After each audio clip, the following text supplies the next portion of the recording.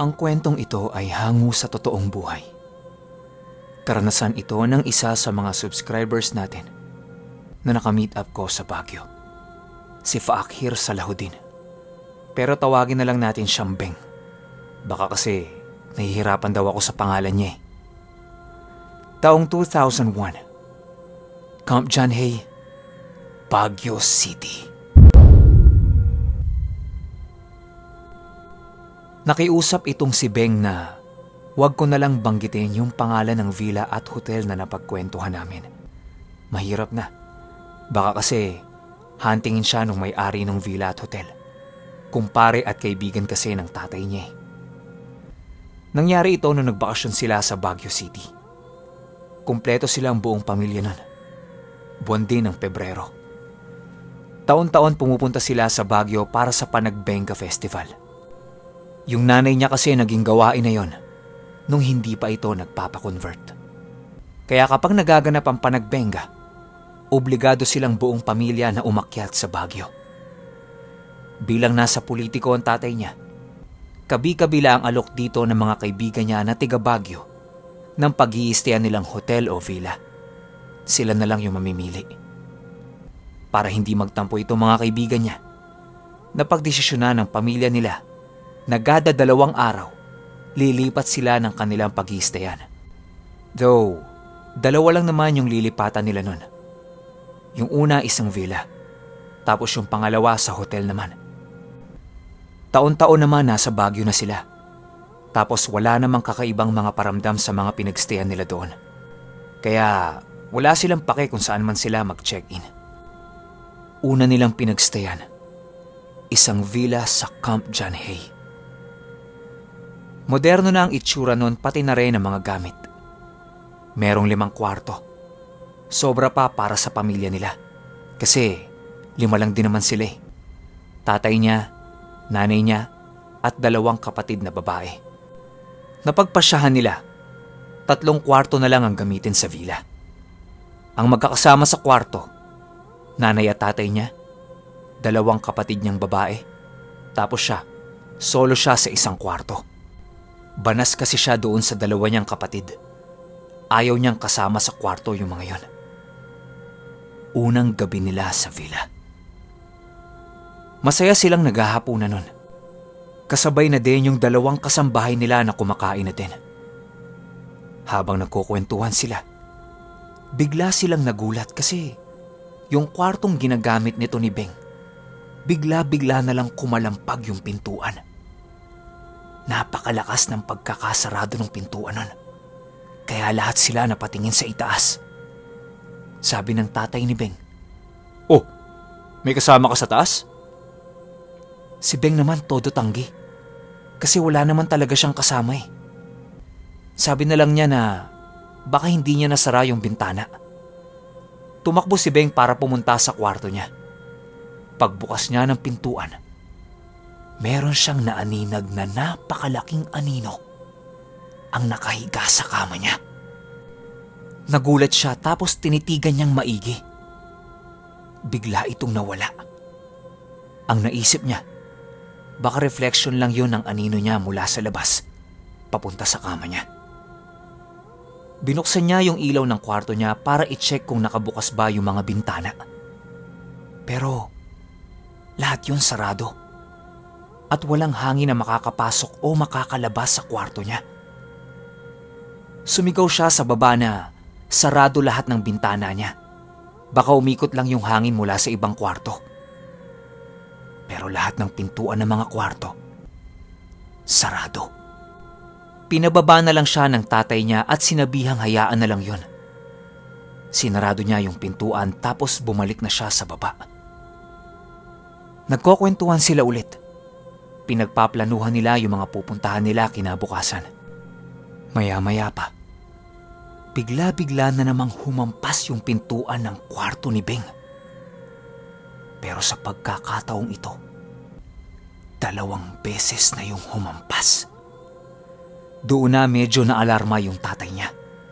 Pumunta ito ng sasakyan niya para kunin yung baril niya. Tapos dahan-dahan silang umakyat para silipin yung kwarto ni Beng. Pero pagbukas nila, wala talagang tao. Napaka-imposible na hangin yon. Gawa ng sinarado na ni Beng yung pintuan ng kwarto niya. Tapos 2 beses kumalampag yung pinto. Imposible. Ang ginawa ng tatay niya, itinawag ito sa kumpare niya para sabihin yung nangyayari sa villa. Ang sabi ng kumpare niya, minsan-minsan nangyayari talaga yon sa kwarto na yon. Ilang beses na nilang pinalitan yung pintuan nun. Pero nangyayari pa rin.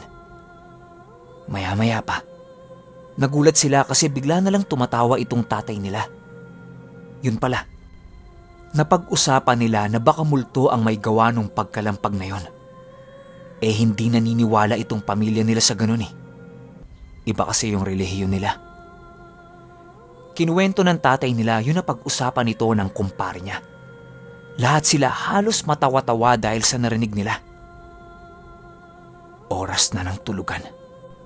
Nagpunta na sila sa kanika nilang mga kwarto. Ito namang si Beng, nakatitig sa labas ng kwarto niya. Maganda kasi yung view. Nung tapos na siyang magmuni-muni, paglingon na paglingon niya sa kama niya, bigla na lang namatay yung ilaw sa kwarto niya. Tapos meron siyang nakitang figura na nakaupo sa kama niya. Natatamaan ito ng liwanag ng buwan na nanggagaling sa labas ng bintana. Paglalarawan ni Beng, nakasuot yun ng damit ng madre. Tapos naka-side view yung ulo nun. Para bang nakatingin ito sa cabinet. Pagkurap niya, nawala yung nakaupo. Tapos siya nagmadaling tumakbo para buksan yung ilaw ng kwarto niya. Hinanap niya kung ando doon ba yun sa loob. Pero wala siyang nakita. Hindi naman sila naniniwala sa multo, di ba? Hinayaan na lang niya yun at humiga na siya sa kama. Inisip niya, baka namalikmata lang siya. Nung natutulog na siya, naalimpungatan siya sa ingay na naririnig niya. Naririnig niya kasi na paulit-ulit bumubukas yung cabinet tapos sumasara ulit.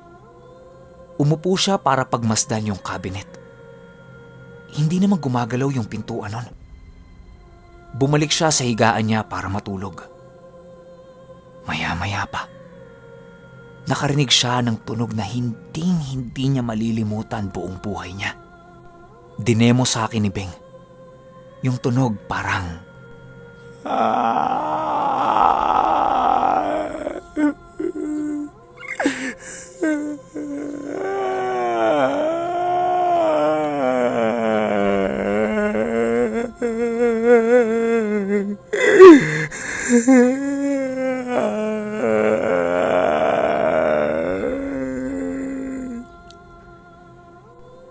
para ba itong nagmamakaawa sa buhay niya?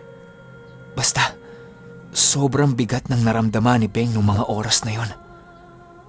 Tumayo ulit siya para pakiramdaman yung paligid. Akala niya kasi kapag gumalaw siya ng kama niya, mawawala yung tunog.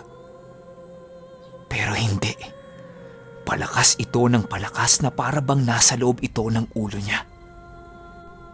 Ayan na. Tuluyan ng hindi mawala sa utak ni Beng yung iyak na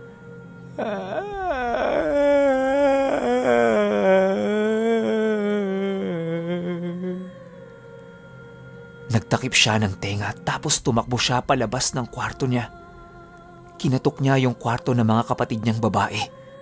Agad-agad naman siyang pinagbuksan ito. Tapos sabi niya doon na lang siya matutulog sa kwarto nila. Merong hindi tama sa kwarto niya. Hindi siya makatulog tapos meron siyang naririnig na iyak. Yung kapatid niyang babae. Nakatitig lang sa kanya tapos pinagtawanan siya. Ang sabi sa kanya, sa lapag na lang siya matulog kasi isa lang yung kama dun. Hindi sila kasya.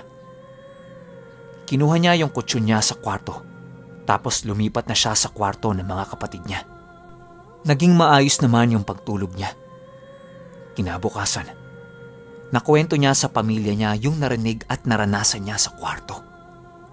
Natatawa-tawa pa yung tatay nila kasi nga wala sa paniniwala nila yung multo, di ba? Ang sabi sa kanya, Kulang lang siya sa pananampalataya, kaya pinapasok ng jinn yung utak niya. Pero para kay Beng, klarong-klaro sa isipan niya yung naging karanasan niya nung gabing yun. Teka lang, nabanggit ko yung jinn. Hindi yun yung jinn na iniinom ha. Ibang jinn yun. Jinn. Try niyong i-research para makita ninyo. Balik tayo sa kwento. Nangako siya sa sarili niya na hinding-hindi na siya babalik sa kwarto na yon. Last day na naman nila doon eh. Kinabukasan lilipat na sila sa hotel. Namasyal sila nung araw na yon. Pagod na pagod silang lahat nung makabalik sila sa villa. Dahil ginabi na sila at nakakain na din naman sa labas, nagpasya silang lahat na matulog na lang. Bagsak silang lahat nun. Hanggang sa magising itong si Beng kasi ihing-ihi na siya. Matapos niyang umihi ay bumalik na siya sa hinihigaan niyang kutsyon. Nung una, nakaharap siya sa may bandang pintuan. Hinahanap niya ulit yung antok niya. Pero may nararamdaman siya sa likuran niya na para bang hindi siya mapakali. Yung nasa likod niya, ilalim ng kama ng mga kapatid niya. Pinipilit niyang matulog sa pwesto niya. Pero ayaw talaga. Hindi siya makatulog. Kahit labag sa loob niya, nagpalit siya ng pwesto. Nakaharap na siya sa ilalim ng kama ng mga kapatid niya. Pero para walang makita, nakapikit siyang gumalaw. Nagpapaantok na siya ulit. Pakiramdam niya, kalmado na siya. Maya-maya pa, narinig na naman niya yung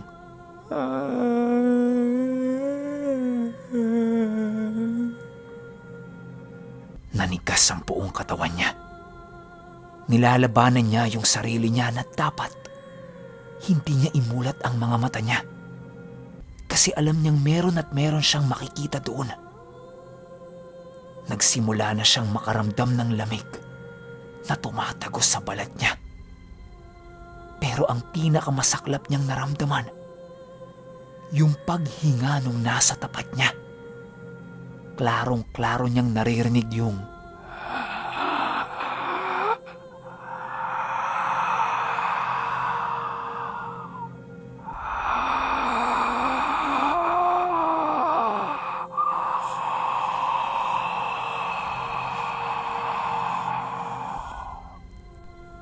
naluluha na siya.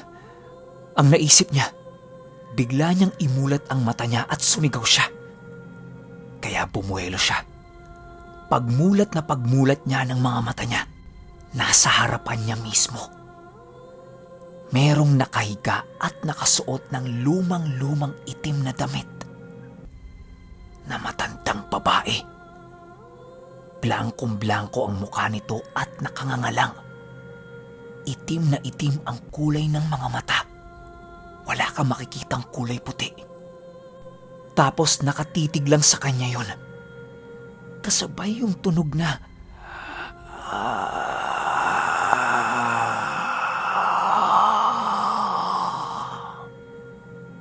sigaw siya ng sigaw. Pero wala. Pakiramdam niya na pupunit na ang lalamunan niya dahil sa sobrang sigaw. Walang lumalabas na boses. Nang biglang ngumiti yung matanda sa kanya at dahan-dahan nitong inangat yung kamay niya para sakalin siya. Nung hawak-hawak na nung matandang babae yung leeg niya, nakikita niyang bumubuka ang bibig nito.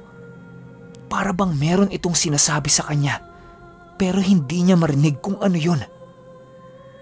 Hanggang sa dahan-dahan nang lumaki ang bibig nito na para bang isusubo ng buong-buo yung ulo niya. Maya-maya pa, nakaramdam siya ng napakalakas na mga sampal. Pagmulat niya, umaga na.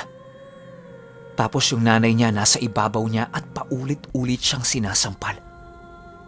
Inawat niya yun kasi ang hapdi na ng mukha niya eh. Tarantang-taranta yung nanay niya kasi akala nila mamamatay na siya.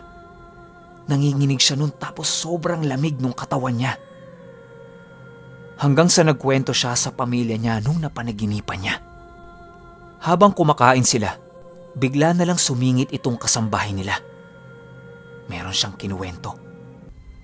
Nakausap niya yung caretaker ng kabilang bahay. Ayon dito, halos walang umuupa sa villa na yon. Kasi merong history yung bahay. Nung una, nagdadalawang isip magkwento ito. Kasi nga, hindi naniniwala sa multo yung pamilya nila, di ba? Pero hinayaan itong magkwento ng tatay. Bago pala nila pinarenovate yung tinitirhan nilang villa, merong magkapatid na matandang babae ang nakatira doon. Pilit na binibili yung lupain nila. Pero ayaw nilang ibenta. Gawa ng, yun na lang yung natitira nilang ari-arian. Tsaka wala silang ibang kamag-anak sa Pilipinas. Lahat ng mga kamag-anak nila nasa abroad na. Yung buyer ng bahay, hindi tinantanan yung dalawang matanda na yon. Hanggang isang araw, gulat na gulat silang lahat. Kasi sabay namatay yung magkapatid. Pareho pang malakas yun eh. Namamalengke pa nga yun. Tapos silang dalawa ang gumagawa ng lahat ng gawain sa bahay. Kaya imposibleng mamatay ng sabay yun nang dahil sa sakit. Ang duda nila, nilason yun ng buyer o di kaya naman, pinatumpa nila. Mula nung mangyari yung insidente na yun, halos gabi-gabi meron na silang naririnig sa bahay na kakaiba. Lalo na nung araw ng renovation ng bahay. Yung mga nagre-renovate, 4 doon namatay dahil sa bangungot. Kasi lahat ng gumagawa doon sa bahay, nakastay in. Inabot ng ilang taon bago natapos yung bahay na yun.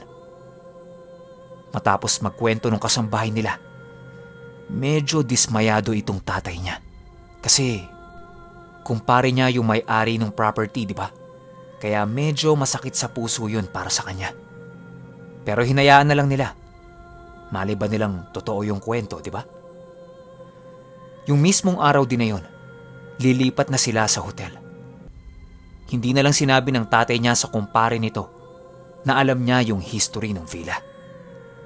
Nung nasa hotel na sila, akala ni Beng matatahimik na siya. Pero meron pa pala siyang makakaengkwentro ditong nilalang na medyo hindi kaaya-aya yung itsura. Unang gabi sa hotel. 2 kwarto ang ibinigay sa kanila nung kaibigan ng tatay niya. Isa sa kanilang mag-asawa at isa para sa kanilang magkakapatid. Saktong-sakto yung kwarto nila kasi meron yung 2 malaking kama. Ang piniling kama ni Beng, yung malapit sa CR. Niyaya sila ng mga magulang nila na kumain sa labas. Itong si Beng, medyo pagod, kaya nagpaiwan siya. Sabi niya, pasalubong na lang, matutulog na lang siya sa kwarto. Habang natutulog si Beng, naririnig niya na merong tumatalon-talon sa kama ng mga kapatid niya. Ang pumasok kaagad sa isip niya, hanggang dito ba naman? Tama na. Paglingon ni Beng sa kama, walang tao. Pero kitang-kita niya na yung kama gumagalaw. Para bang meron lang katatalon dito. Tapos lukot-lukot yung bedsheet. Nainis na si Beng. Mura siya ng mura. Pinagmumura niya kung sino ba yun ang gugulo sa kanya. Tapos biglang tumahimik yung paligid. Ang sabi ni Beng, "Ayan, ganyan. Nakikinig naman pala kayo eh." Humiga siya ulit. Tapos humarap siya sa CR. Doon sa CR, merong malaking salamin na nakikita niya yung kama niya. Pagtingin niya sa salamin, nakita niya na merong ulo ang nakalabas sa ilalim ng kama niya. Alam niyang nakalabas yun, gawa ng natatakpan ng kumot yung ilalim ng kama niya. Tinitigan niya itong maigi.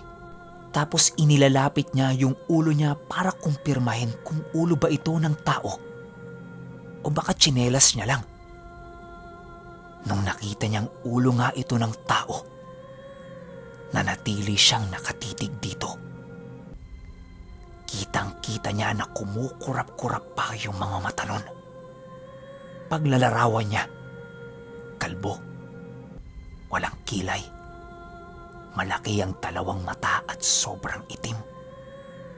Wala itong ilong at wala ring bibig. Kurap lang yun ang kurap habang magkatitigan sila. Nung tatayo na siya, bigla itong pumasok sa ilalim ng kama niya. Yung ilalim ng kama niya, natatakpan ng kumot, di ba?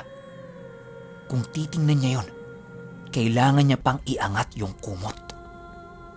Bumuelo siya para iangat yung kumot at silipin ito.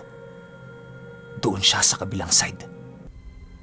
Pag-angat niya, saksing buhay si Beng hanggang ngayon na meron siyang nakitang gumagapang papatawid sa kabilang kama na isang nilalang na hubot-hubad, basang-basa ang buong katawan at napakalaki nito. Tumawid yun papunta sa kabilang kama, sa kama ng mga kapatid niya. Hindi na siya nagtangkapang tingnan yon. Ang ginawa niya, tumakbo siya palabas ng kwarto niya at tinawagan niya yung nanay at tatay niya. Buti na lang, hindi pa sila gaanong nakakalayo at nakabalik yon para tingnan siya. Kinuwento niya lahat ng nakita niya. Hinalughog nila yung buong kwarto pero wala naman silang nakita. Ginawa na lang ng mga magulang niya. Inilipat na lang sila ng kwarto. Matapos yon ay naging maayos na ang kanilang bakasyon. Pero mula nung araw na yon, bibihira na lang siyang sumama sa mga magulang niya kapag aakyat sila ng Baguio. Naiintindihan din naman ito ng mga magulang niya dahil sa dinanas niyang trauma. Kaya ang nangyari, bumili na lang sila ng bahay at lupa sa Baguio para hindi na sila mag-check-in kung saan-saan. Nung nakabili na sila ng sarili nilang bahay at lupa, doon ay nagsimula na ulit siyang sumama sa mga magulang niya. Pero nangako siya sa sarili niya, magpahanggang sa ngayon, hinding-hindi na niya ulit itatapak ang mga paa niya sa Camp Janhay. Okay, super duper creepy as in. Alam ko yung naramdaman ni Beng nun. Tsaka, teka muna. Shoutout muna ulit natin si Faakhir Salahuddin. Maraming salamat sa kwentong ibinahagi mo sa amin, kapatid. Napakaganda, yun lang yung masasabi ko. Alam nyo, medyo relate ako sa kwento nito ni Beng. Kasi kami nung nagbakasyon kami sa Baguio, doon sa transient na pinagstayan namin, yung pangalawang transient na, merong 4 na kwarto. Tapos kami lang yung naka-check-in nung araw na yun. Bandang 3 a.m., naglalaro ko sa cellphone ko. Yung CR namin, mayat maya ang pagbagsak ng takip ng inidoro. Nung vinidyohan ko, wala na. Hindi na umulit. Tapos mga 6 a.m., gising na halos lahat. Ako naman hindi pa natutulog. Kwentuhan, tamang balitaan lang. Tapos maya-maya may narinig kaming umiyak sa labas ng kwarto namin. Yung iyak sobrang legit. Galing sa babae. Kaya yung mga kwento sa Baguio na puro sa kwento ko lang naririnig, tapos hindi ko naman nararanasan, totoo talaga. Napakarami sa Baguio. Lalong-lalo na doon sa mga lumang-lumang transient na. Yung tipong kalulololohan pa natin yung may-ari. Try nyo. Magbakasakali kayo. Pero kung may opinion kayo sa kwento ni Beng, pwedeng-pwede kayo mag-comment sa baba. Yun lang. Hanggang sa susunod na kwento. Salamat.